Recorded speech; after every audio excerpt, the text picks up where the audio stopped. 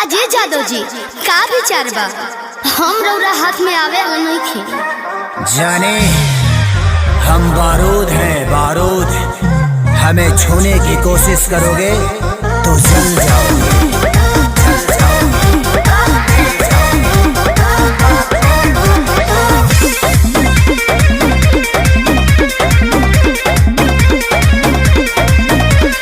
गुंडा कर दे बाबू तोहर चले नहीं। अच्छा मिली ना ऊंची झवा जौन तोहरा चाहे।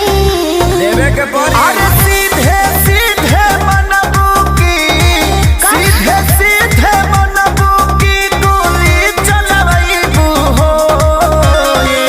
नाच के मलकिनी जी कहाँ नाच के जइबू हो। कहियो ना कहियो जादो जी के छाछी मयइबू हो।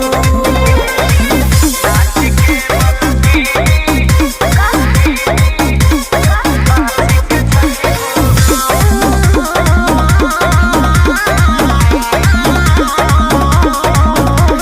पक पक करो ना पिया कर। अच्छा। सब झहर जाई तो हर कर। अरे चला। देखो थोड़े देर में ठीक हो जाइबो। पक पक करो ना पिया कर।